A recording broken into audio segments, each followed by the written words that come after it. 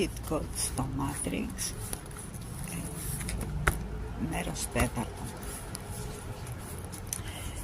Όταν κάποιος φτάσει πολύ ψηλά, μη λες σε κανέναν για τα σχέδιά σου, για την ευτυχία σου, για το που έχεις φτάσει και για το που βρίσκεσαι, γιατί μπορεί το Matrix να σου κάνει σκληρό εκμηδενισμό όλων που έχεις κάνει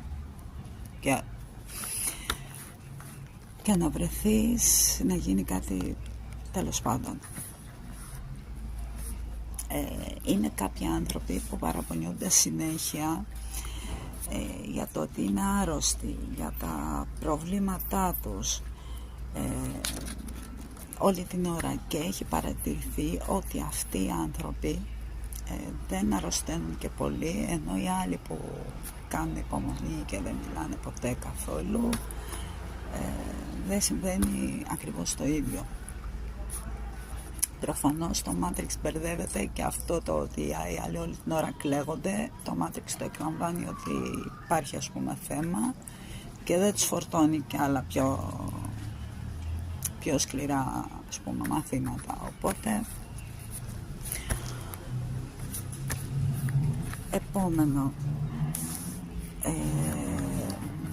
αυτό βέβαια είναι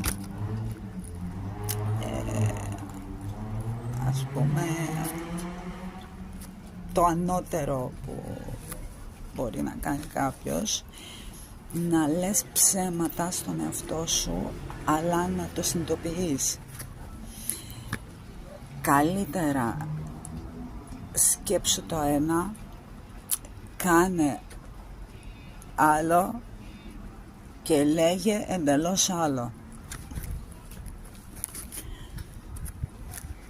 Αυτό είναι πραγματικά, δηλαδή πρέπει να έχεις φτάσει πάρα πολύ ψηλά για να το πετύχεις.